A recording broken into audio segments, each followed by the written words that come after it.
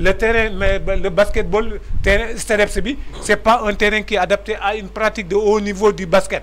Il faut inciter tout ça. Et l'ennemi, c'est un parcours sportif. Une ville comme Mbour n'a même pas de parcours sportif. Alors que les parcours sportifs, maintenant, c'est pas à la plage. C'est au centre-ville. Ça permet aux gens de vaquer à leurs occupations. Dangay daw di def say sport, nit ñi di la gis, te donne l'exemple aux autres de venir. Si je pouvais interférer, ce serait là, ce serait aider les jeunes à s'investir dans le sport, à développer le sport, parce que nit ñi dañ koy faté que le sport est surtout et avant tout un facteur de développement. Facteur de développement, te dégg naa sax borom xam-xam yi di wax ni que faire du sport c'est la meilleure pharmacie. Paul, sa baguette magique lan en 30 secondes. Sa baguette magique moom c'est très simple. Nawet bee jublu si. te lii Ukraine am ak Russie nii bañ naan moom moo gàllankoor bii. dund gi man damaa bëgg a bàyyi. état bi na dimbali nit ñi ci jiw. ci département Mbour ak ci Sénégal yëpp ba ñëpp ndaw yi nañu jóg. dugg ci àll bi nañu jóg dugg ci àll bi bàyyi. parce que d'ici 3 mois ci li ma gis nii ci nii ñu boutique yu xojee nit ñi. buñ ci continuer di nga gis famine fii. ñaanuma ko yàlla nag c'est mais ci lu nit mën a xaar la. na nit ñi jóg dugg ci mais na état bi jóg génn gerte gi ñu dugal ko ci sekku yeeg ak fu ñu ko mën a joxe ñu distribuer ko ci dépaat ci ñiy bay. ñu jox leen ko ñiy bay laa wax. waxuma baykatu dimanche boo xam ne da ngay xëy rek dimanche ñëw toogi foofu ñiy bay laa wax. nañ leen ko jox man de maa ngi ci engagé wu te di ci invité jeunes yëpp. man de loolu mooy sama budget ma dégg yàlla nañu yàlla may nawet bu baax. boo xamante ni ci 3 mois yi. fii ba dëkku Thierno daa bi wax di ca Fuuta ga ca Linguère fépp ci Sénégal ba fépp mu arrosé ñu mën a am. ok vraiment jiw mu baax. Moses sa baguette magique tey jii.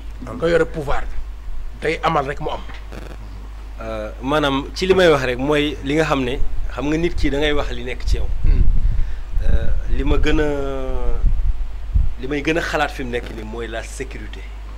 parce que et pourtant suñu émission bii di ñëw jeudi moo fas yéene doon suñu thème. parce que Mbour a besoin de sécurité tey jii commencé am tey jii. jeudi incha allah ngeen xaar ko mooy nekk suñu thème. li ngeen xalaat yëpp rafet na. c'est bien beau parce que nit ki xelam lay xalaatee. mais xel du doy. mais je parlerai plutôt de sécurité parce que dañ koy commencer ci côté lumière. man je me dis que Mbour lu ñu ci def ci lumière doyul. Mbour lu ñu ci def ci lumière doyul. donc plus que mu gën a am. luminosité plus que nit ñi di gën a gee. am gerte génn si biti. mais des fois tu rentres dans un quartier. ñaari lampe moo fi tàkk benn nga woo Sénégal tey suba duñ ñëw naa la ñu ngi ñëw romb la 130.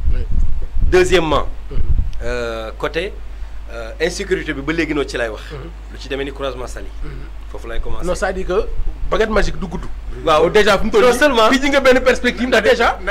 c'est déjà calé. waaw non day gàtt. waaw léegi dama lay jox benn parenthèse. semaine prochaine. léegi damay jox benn parenthèse. soo bëggee sax nga ma yónni fa sa waay mu dem def reportage waaw vas-y. voilà léegi bon war a mën a génn baguette magique bi. mais c'est juste rek que sama point. mooy gën a insister. pour que population yi gën a nekk en sécurité. parce que sécurité dafa nekk loo xamante ni nit ki. bu ko amulee du mën a lekk. nit ki bu toogee fenn. bali di tàkk boo ko tegaloon soos yàpp du ko lekk. waaw foog nga tal ko de sécurité noonu dafa am solo. donc yal nañu yàlla sàmm.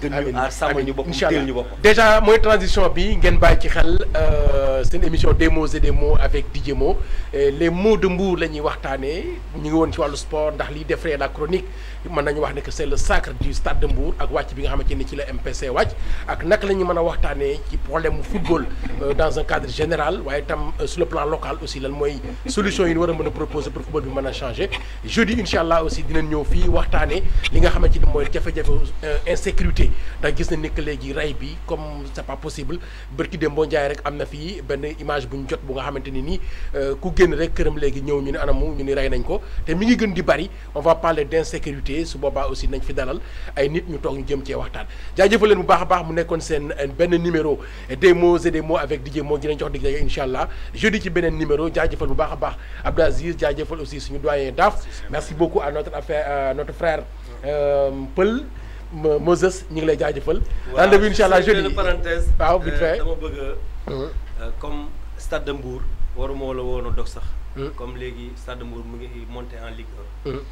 di profiter ci occasion bi di ci jàll. ñi nga xamante ni ñoo ñàkkoon seen bakkan. ci Stade Demba Diop. parce que loolu nekk na loo xamante ne ba léegi Mbour mu ngi koy jooy. donc di leen jaale di jaale famille yëpp. di ñaan yàlla may ñu xolu muñ.